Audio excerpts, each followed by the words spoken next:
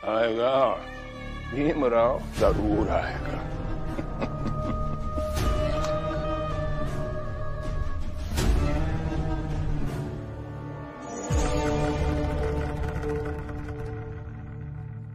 आनंद भैया ने मुझे पहले ही बताया था, ये ऐसे ही करते।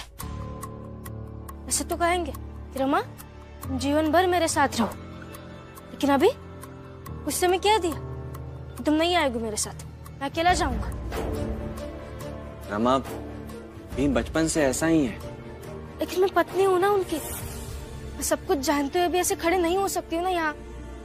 ऐसे ही रहो जैसे हम रहते हैं। हमें तो बचपन से आदत हो गई है भीम को मुसीबत के बीच देखने की। पिछली बार नंदू के साथ जो भी हुआ, उस वक्त मैंने उसे रोका था। अगर इस बार नहीं जाता तो ऐसी घटना किसी और के साथ हो जाएगी। और ये बात भी सच है, अब भीम मेरे रोकने से नहीं रुकेगा। हाँ रमा, तू भी आदत डाल ले। तेरा पति ऐसा ही है, वो अपने परिवार के लिए, अपनों के लिए कुछ भी कर सकता है। कोई भी रास्ते पे जा सकता है और कोई भी खतरा मोल ले सकता है, और उसकी सजा हम सब भुगतेंगे। यहाँ जो भी कोई रहेगा ना, सबको उसकी सजा भुगतनी पड़ेगी। इसीलिए कहती हूँ, मेरे लिए एक दुकान खुलवा दीजिए, जिससे मैं खुद पैसे कमाऊंगी और उस भीम से दूर जाकर रहूंगी। कम से कम चैन तो मिलेगा। मीजा भाई, ये समय नहीं तुम्हारी घटिया बातें सुनने की। मेरी बातें घटिया है? वो भीम पढ़ाई की बातें करता है तो उसकी बातें बड़ी महान होती है। ये रमा काम ढूंढने की बातें करती है तो इसकी भी बातें महान होती है। ये दोनों छोड़ो, ये दीदी वाहियात बातें करती है तो उनकी बातें भी महान बातें होती है। मैं आपको कह रही हूँ कि दुकान खोलकर मुझे आत्मनिर्भर बनने में मदद करो, तो मेरी बातें घटिया हो गई। ऐसे कैसे हो गया? देखो जीजा भाई, अभी समस्या दूसरी है। तुम्हारी बेकार की बातें किसी और दिन सुनेंगे, ठीक है?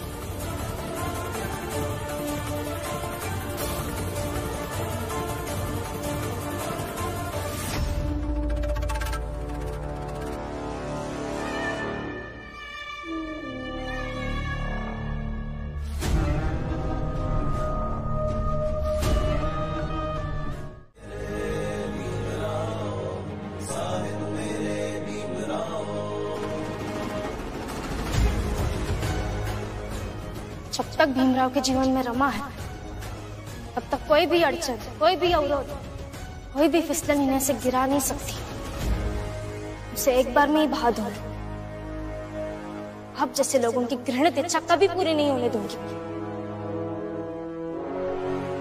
और आप क्या, भीमराव अंबेडकर को कोई भी नहीं रोक सकता, क्योंकि भीमराव अंबेडकर बने ही हैं हर बाधा को काटकर समाज का चेहरा दुरुस्त करने के लिए।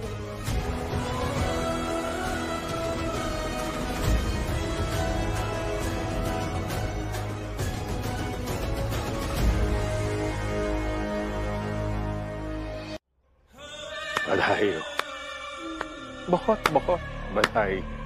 ये बधाई देने का नाटक अभी बंद कीजिए। आपको नहीं लगता कि अभी आपको समझ जाना चाहिए कि हमें हमारे हाल पर छोड़ दे? भीमराव, मैं तो बधाई दे रहा था तुम्हें, तुम्हारे संघर्ष के लिए। और तुम तो संघर्ष करना जानते हो ना, फिर तुम जैसे संघर्ष करने वाले आदमी को कैसे रोक सकता हूं मैं? अगर तुम वहां फिसल कर गिर गए होते ना भीमराव, तो शायद मुझे तुम पर थोड़ी दया आ जाती। लेकिन तुम तो संभल कर निकल आए भीमराव, तो गिराना तो पड़ेगा मुझे। आज नहीं तो कल।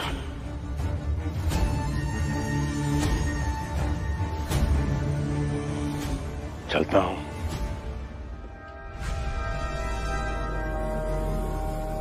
भीमराव, वो तुम्हारी चाल में सबसे बाहर वाला कमरा हितेश का है ना? बोलो। हाँ, क्यों?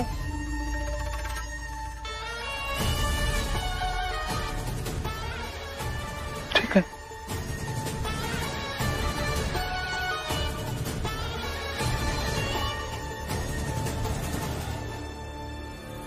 हितेश का कौन है भाई ये? क्या हो गया?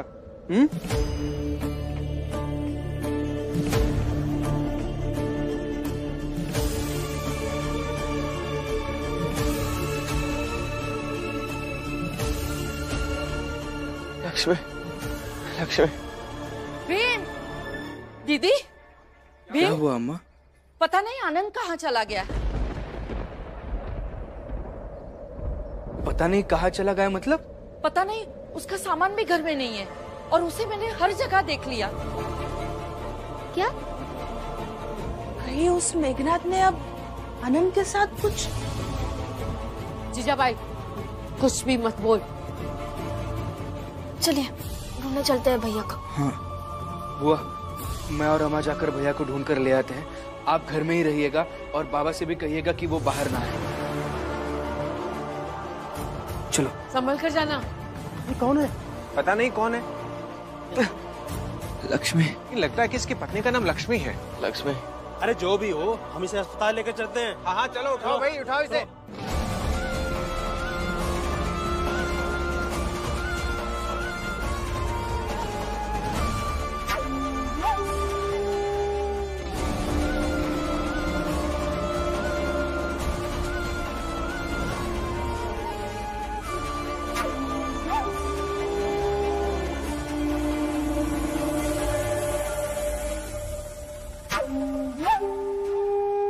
मूर्खों, जानते हो कितना घोर पाप करने जा रहे थे तुम सब के सब?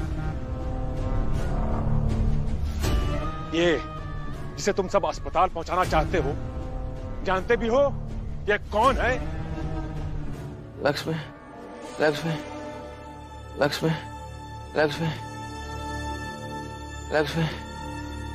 देखो, जान उसकी बचाई जाती है जिसकी जान की कोई कीमत हो।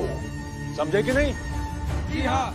अरे हाँ नहीं, बल्कि मेरे साथ सब मिलकर बोलो कि जान उसकी बचाई जाती है जिसकी जान की कोई कीमत हो, ताकि ये आनंद मरते समय भी हमारी ये बातें सुनता हुआ मरे। समझ गए? चलो चलो चलो, बोलो बोलो बोलो। जान उसकी बचानी चाहिए, इसकी जान की कोई कीमत हो। जान उसकी बचानी चाहिए, इसकी जान की कीमत हो। जान उसकी बचानी चाहिए, जिसकी जान की कोई कीमत हो। जान उसकी बचानी चाहिए, जिसकी जान की कीमत हो। आनंद भैया। भीमराव, लक्ष्मी तो अभी तक लौट के आई ही नहीं। वो जरूर आएंगे। वो आनंद भैया को कुछ नहीं होने देंगे।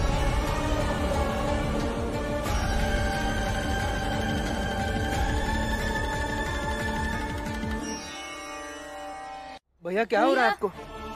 भैया, आनंद भैया, आनंद भैया क्या हुआ आपको? आनंद भैया, आनंद भैया क्या हो रहा है आपको? लक्ष्मी भैया, आनंद भैया, भैया क्या हो रहा है आपको? आनंद भैया, भाभी डॉक्टर को लेकर आ रही होंगी।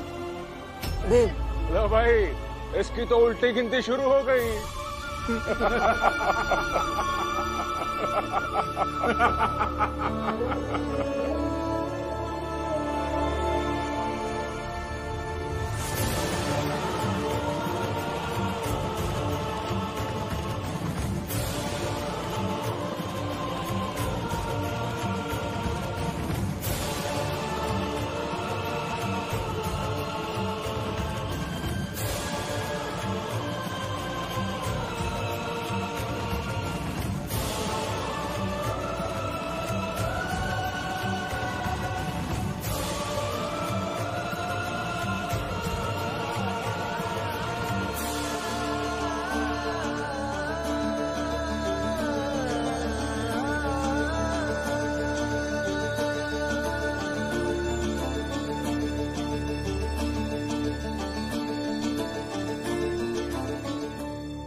अरे ऐसे चुपचाप खड़े तमाशा क्या देख रहे हो? एक आदमी इस दुनिया से जा रहा है। जब ऐसे लोग इस दुनिया से जाते हैं ना, तो एक एक अच्छा सा माहौल बन जाता है। इसलिए खुशी मनाओ, हंसो हंसो हंसो।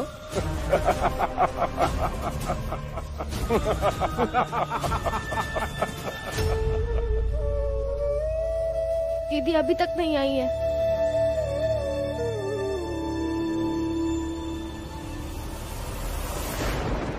भैया, भैया, आनंद भैया, आनंद भैया, भैया उठिए ना भैया। ये क्या हो गया है रमा? आनंद भैया, भैया उठिए, भैया उठिए ना। आनंद भैया, आइए डॉक्टर साहब। आइए डॉक्टर साहब, जरा जल्दी देखिए, आइए।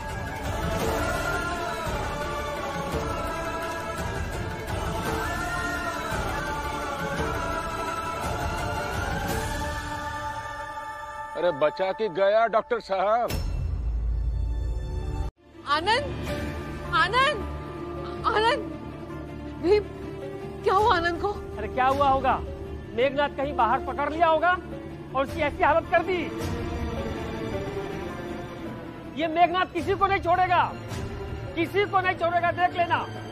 नहीं हितेश काका, मेघनाथ जी ने कुछ नहीं किया है। आनंद भैया रास्ते से जा रहे थे, उन्हें चक्कर आ गया और वो नीचे गिर गए। जो कुछ भी हुआ उन्हें अपने आप हुआ है। लेकिन हाँ, चक्कर आने के बाद मेघनाथ जी ने जो नाटक किया वो एक अलग बात है। कैसा नाटक? अगर आनंद की पत्नी लक्ष्मी दौड़कर अस्पताल जाए और वहां से वक्त रहते डॉक्टर को लेकर आ जाए तो हमें कोई ऐतराज नहीं।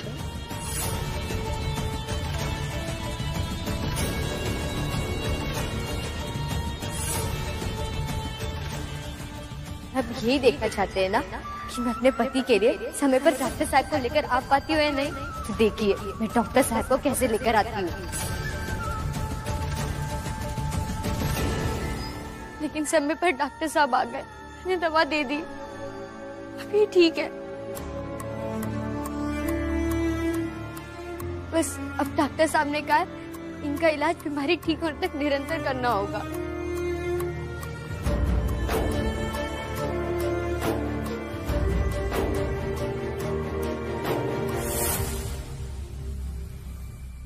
मतलब ये मेघनाथ हवा की तरह कहीं भी पहुंच जाता है, और अगर ये हवा की तरह चलता है तो मेरे कमरे में भी आ जाएगा। हितेश भाव, कोई ना घुस रहा तुम्हारे घर में, बस शांत रहो। ये आनंद की इतना तबीयत खराब है और तुम अपने चिंता लेकर बैठे हो। ऐसे तो बहुत चोर में घूमत हो तुम। हाँ, अब क्या हुआ?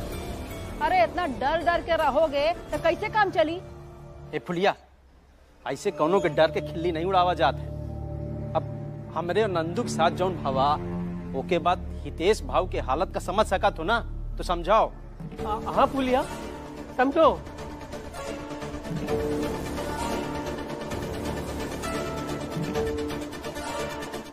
ब्याह के आई तो भीम भाव के समर्थन में भी थी और भीम भाव के खिलाफ भी रही, लेकिन आपके खिलाफ कभी भी नहीं थी। पर आज जो आपने किया उससे मैं बहुत दुखी हूँ। इसका ये मतलब नहीं है कि मैं आपसे चिढ़ने लगूंगी, आपके खिलाफ मोर्चा खोल दूंगी, आपसे बात बात पे लड़ूंगी। नहीं, ऐसा कुछ भी नहीं करूंगी। पर ये बात कभी नहीं भूलूंगी कि जब मेरे पति को इलाज के लिए पैसों की जरूरत थी तो मेरी सास ने पैसे नहीं देने दिए। सास नहीं, सौतेली सास। अब ये याद रखना। आज तक मैं सगी सास बनकर रही, उसके बदले में मुझे क्या मिला? कुछ नहीं। तो अब मैं कुछ दिनों के लिए सौतेली सास बनकर देखती हूँ, शायद मेरे हिस्से की चीजें मुझे मिल जाए।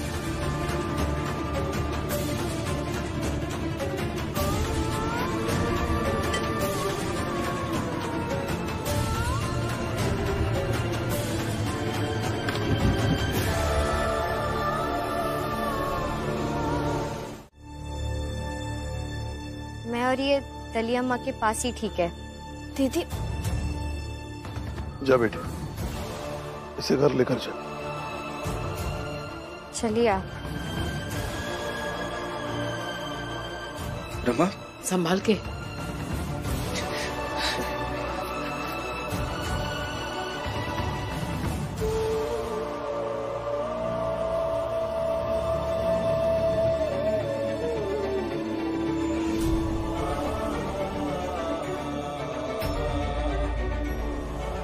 माफ करते आनंद, तुम्हें अंदाजा नहीं है कि तुम्हारी आई अब पहले से ज्यादा बुरी हो गई है, और जब घर में बुरे लोग हो तो उसमें क्या तुम्हारा इलाज होगा और कैसे तुम ठीक हो जाओगे। पापा मैं समझ रही हूँ कि आपने ये फैसला क्यों लिया है। आज आई के कारण मैं बुआ, रमा, भीम भाव सबकी नजर में गलत साबित हो गई, और शायद इनकी नजर में भी।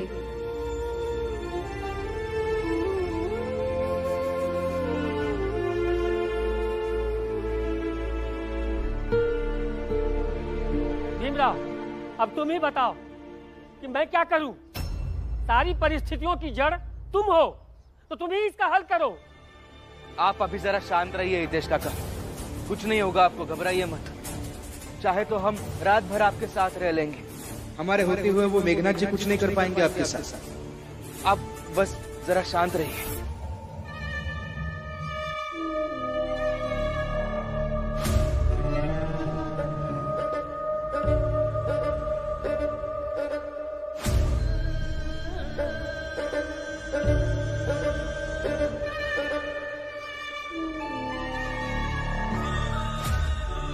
देश के साथ आज रात कुछ तो करना पड़ेगा।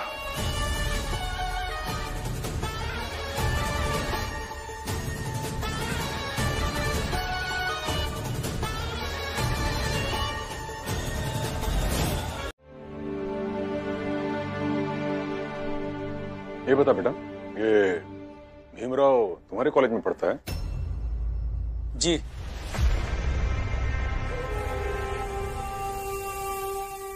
कभी बताया नहीं तूने? बाबा, ईश्वर ने उसे छोटी जात का बनाया, सबसे छोटी।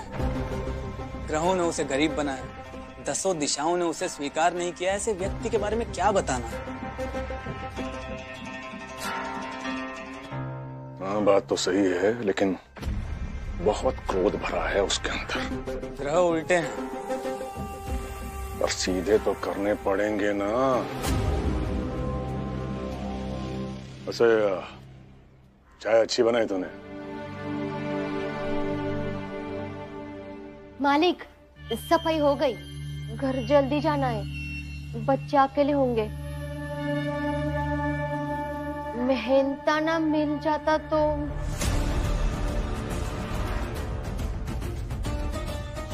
कैसा मेहनताना? तुम लोग तो हो ही हमारी सेवा के लिए।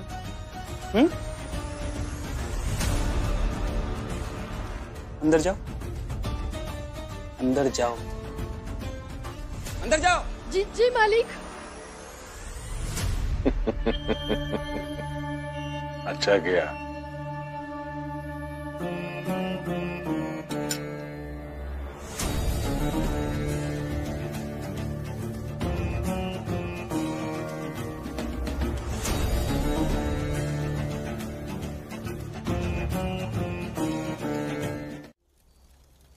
मगर भीम,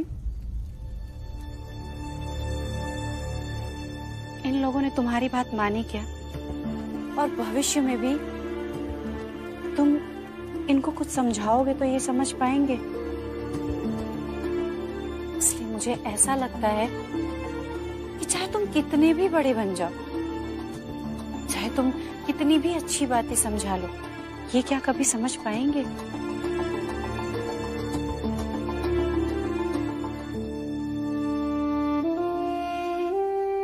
शोभा काकी, मेरी लड़ाई इस बात के लिए नहीं है कि ये सब मेरी बात माने, बल्कि मेरी लड़ाई इस बात के लिए है कि हमारी जात का हर व्यक्ति वो बात माने जो हमारी जात के भलाई के लिए है, और वैसा ही करे।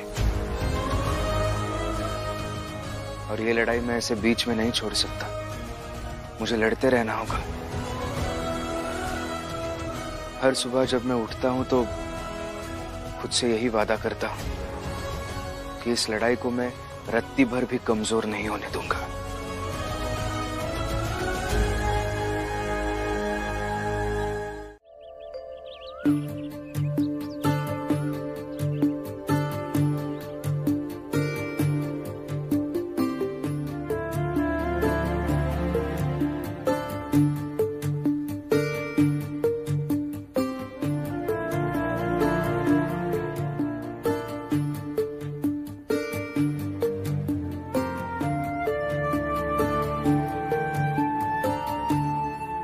सुबह हो गई, सुबह हो गई, उठाओ।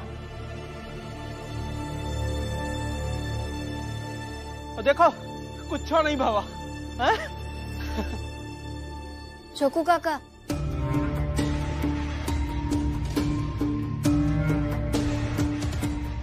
मैंने तो पहले ही कहा था कि कोई नहीं आएगा। अरे तब हर रात जाग के नहीं बिता सका थे ना हम लोग। और भीमराव, हम पूरी जिंदगी ऐसे चाल में बैठे तो नहीं रह सकते। हमारा काम धंधा कैसे चलेगा? इसका कोई हल है तुम्हारे पास?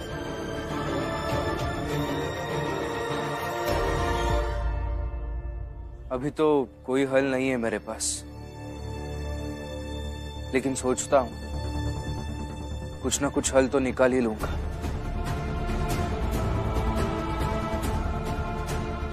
आप सब चाय पी लीजिए, दिन की शुरुआत तो अच्छी हो जाएगी।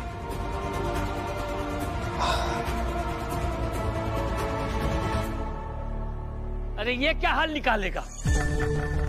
मैं तो कहता हूँ चल के मेघनाथ के पैरों पर गिर जाते हैं। हाँ, गिर जाइए।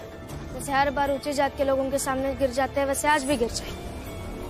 हितेश काका, इतना भी मत गिरिए, कोई आपको उठा ही नहीं पाए। अरे काम धंधा नहीं करेंगे तो हम लोगों का बैठा के खिलाएगी का तू? हैं? अरे शांत रहिए ना आप सब। अगर 1-2 दिन इसी चाल में रह जाएंगे तो जिंदगी नहीं खत्म हो जाएगी। और भीम गया है ना तो कुछ सोच के हल निकाल लेगा। और अगर कुछ समझ में आ रहा है तो करो।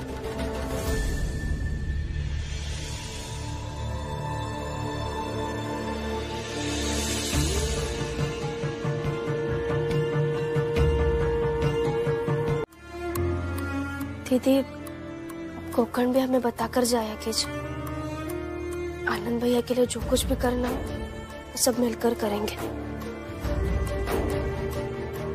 पापा ने तो गलत किया भैया के साथ। नाराजगी अपनी जगह थी, भैया को घर के अंदर आने देना चाहिए था।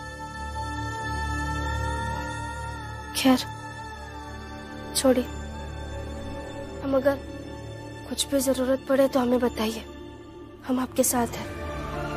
पैसे यहाँ देने हैं या बाहर जाकर सबके सामने लड़ झगड़ कर देने हैं? ये सब तुम क्यों कर रही हो? किस लिए? दुकान खोलना है मुझे।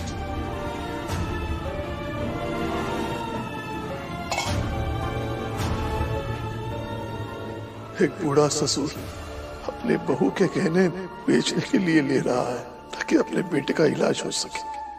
इससे पूरा वक्त और क्या आ सकता है? बाबा की दुविधा मैं समझ रही हूँ, और अभी मैं किसी को बता भी नहीं सकती, वरना फिर बहस हो जाएगी। ऐसी चाल में इतनी बड़ी मुसीबत है और मुसीबत नहीं देनी है।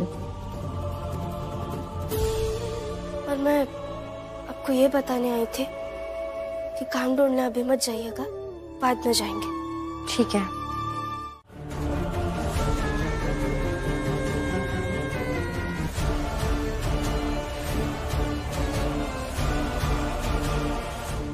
देख क्या रहा है? मार इसे!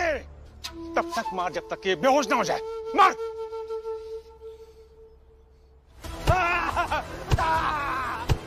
पैर में मार! मुझे धोखा देगा? मुझे धोखा देगा? मुझे धोखा देगा? मेघनाथ के बड़े बेटा शिशुपाल को धोखा देगा? मेरे छोटे छोटे बच्चे साहब, मत मारो साहब, साहब गलती हो गई साहब, आगे से नहीं करूँगा साहब, माफ कर दो साहब, मारो माफ कर दो साहब, साहब मत मारो।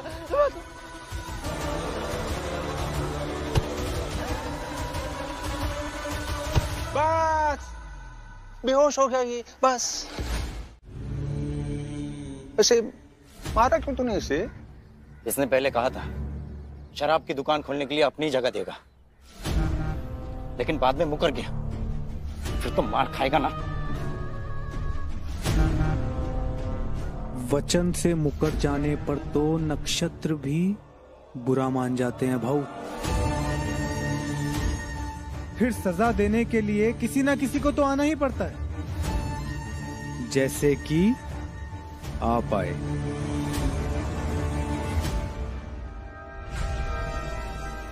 जगह मैं बताऊंगा तुम्हें शिशुपाल कि शराब की दुकान कहां खोलनी है। बाकी तुम कैसे खोलोगे ये तुम देख लेना। अब बस जगह बताइए पापा, कैसे खोलना है मैं अच्छे से जानता हूं। देखो बेटा, शराब का ठेका ऐसी जगह खुलना चाहिए जहां शिक्षा की सबसे ज्यादा बात होती हो, तभी तो ये शिक्षा की बात करने वालों को इसका करारा सबक मिलेगा। ज्यादती ना सही, लेकिन आप जो करने जा रहे हैं वो गलत है। मैं ये नहीं कह रहा हूं कि आप इनकी मदद मत कीजिए, लेकिन अगर पूरी की पूरी पेंशन आप इन्हें दे देंगे तो इनके साथ अन्याय कर रहे हैं, गलत कर रहे हैं। इसके साथ मैं अन्याय कर रहा हूं, गलत कर रहा हूं? देखो बेटा, तुम और मैं बात नहीं कर रहे।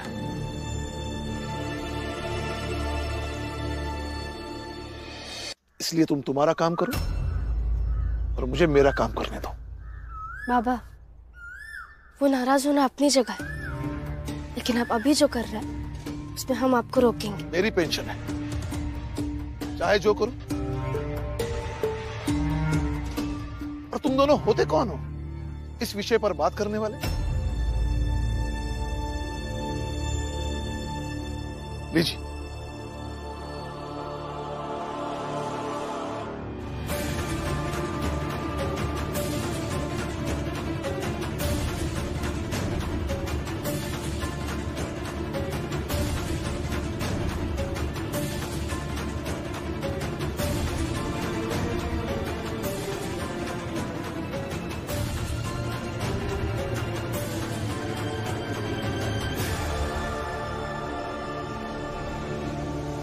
ऐसे कैसे पैसे लेकर जाएगी? रुक!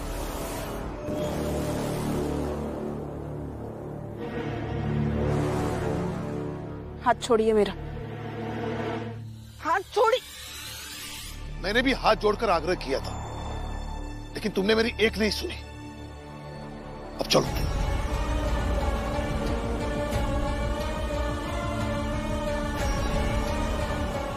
आप कुछ तो कीजिए। हाँ बताइए, क्या हुआ और आप कौन है? मेघनाथ का बड़ा बेटा हूं मैं।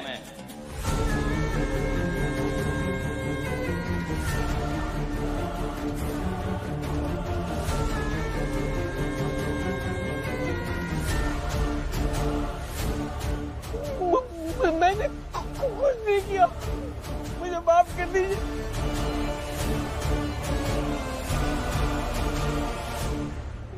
मैंने कुछ नहीं किया। रितेश भाऊ, उठाओ तुम, उठाओ। अरे नहीं, तुम लोग भी घुटनों पर बैठकर अपनी सलामती की भीख मांगो, नहीं तो जान ले लेंगे। हम यहाँ किसी की जान लेने नहीं आए, बस ये बताने आए हैं कि तुम लोगों के चौल के पास में शराब की दुकान खुल रही है।